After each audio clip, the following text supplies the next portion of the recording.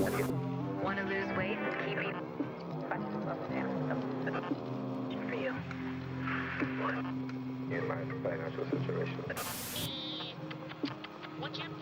I literally just got off of work and I got home and I'm like, you know what, I'm gonna make this video. This weekend was Vibra Urbana and I really wanted to, you know, just freshly come off as my experience working for festivals now that I've been doing it almost for the past year now, and how much I so love it. So I just wanted to talk about that experience as a bartender because it is a different game. I really believe that.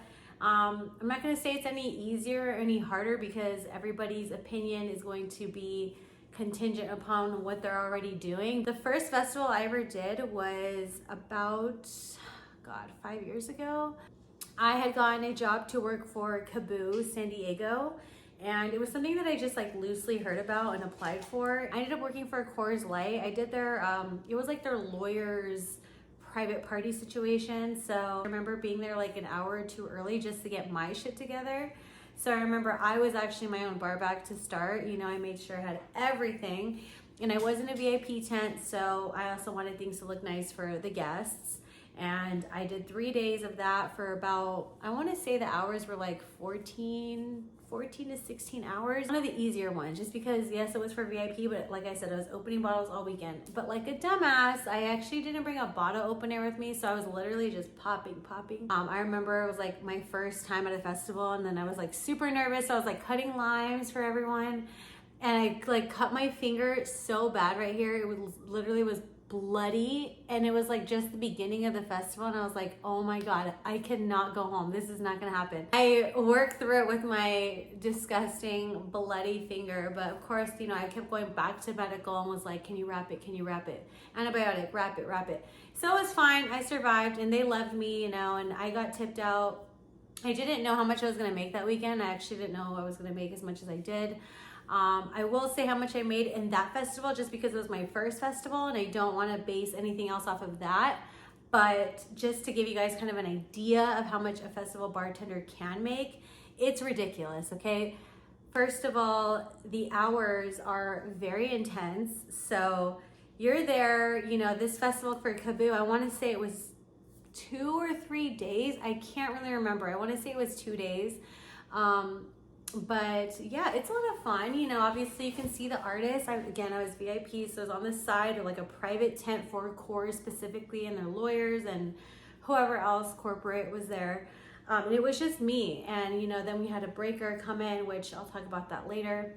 But let's put it this way. In the 2 days of the event and the several hundreds of beers later, literally, and, you know, not even that difficult, I would say. Like I had a private party of like maybe 50 people coming in.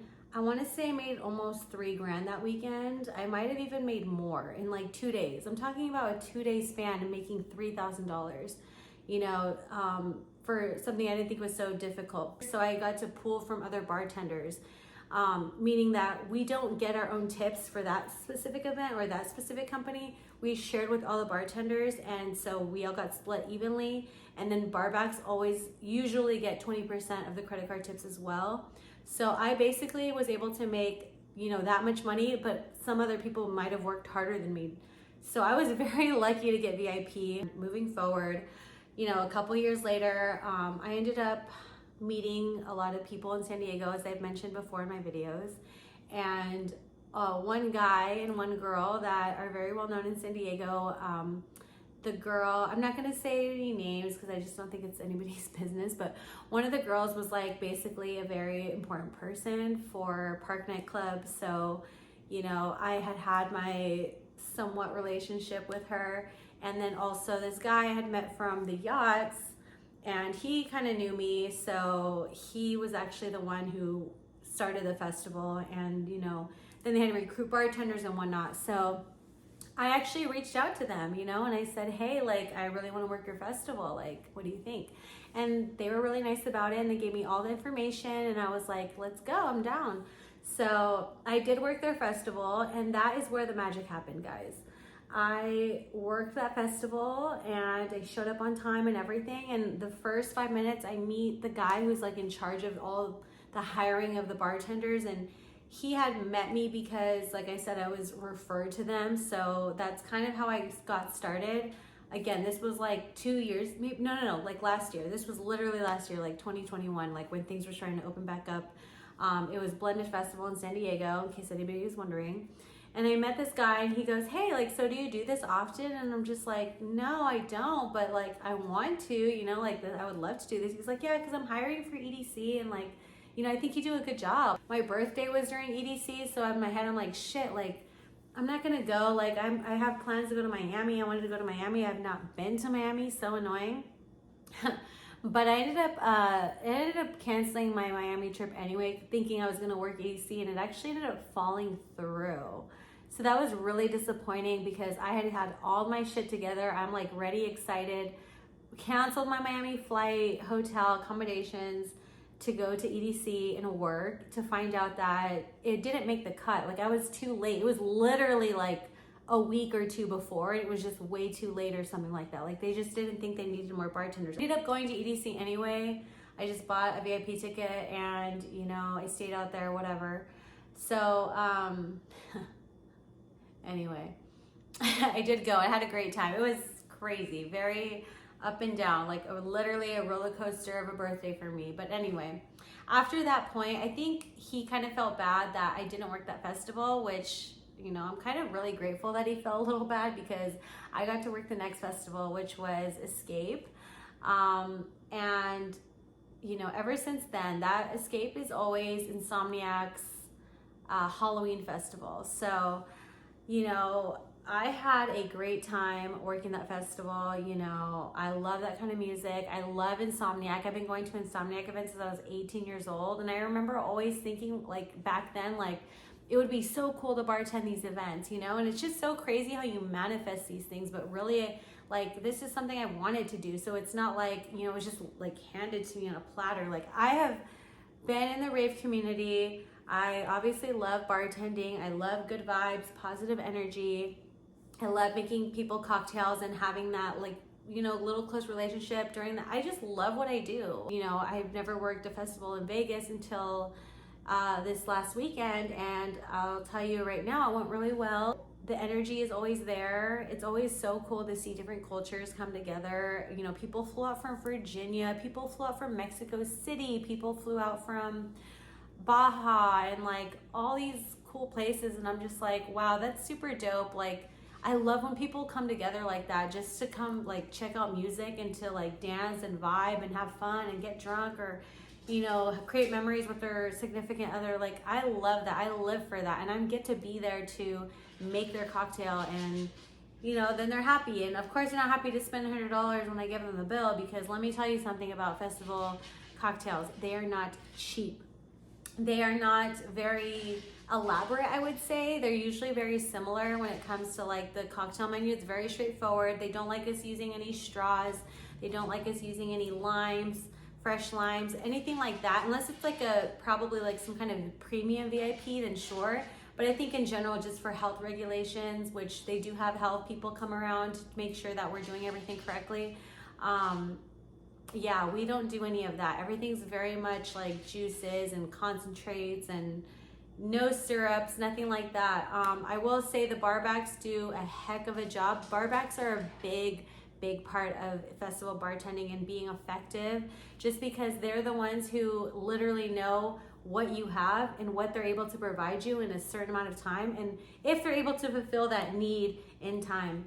I have to say, I had the best barback of festivals this past weekend. I'm not saying that they're not good. All the barbacks are really good. They are so good. But this last weekend, I had one that I never ran out of anything. We had everything the entire time. And sometimes it's, you know, supplies fault, or sometimes it's the barback's fault, but most of the time it's the barback, and this barback crushed it. So, you know, we got to tip out our barbacks 20% with our cash, and then also with credit card tips 20% as well. So yeah, they made good money. They make good money because they actually get the pool from all of the bartenders 20%. But those guys are working their ass off. Like, I think I'm tired. No, those guys are working their ass off, just trying to physically get everything, you know, for you and whatnot. And it really is up to them, because if you don't have something, then the customer is not going to get it as fast, and they're not going to tip you as well, and the experience can be a little awkward maybe if you don't know how to work it, right? And I would say, you know, maybe I'll make a separate video on how I think it is smarter to be an effective bartender in festivals. But in general, I absolutely love festival bartending. It is so much work. I was so tired. In fact, I strained my neck this last weekend, which has never happened. I genuinely think it's from my shoes, because I've had those shoes for like a year, like from when I was working on the yachts, and I'm realizing, like, why do I still have these shoes? They have like shitty sole right now. Like, why do I have this? So I got strained on my neck. It's a little bit better. My nail guy, which again, my nails, I get them done at Elysian. God, I think they're so cute. I don't know. They're just so fun. Like, I've been wanting this squiggly effect, and I just love it.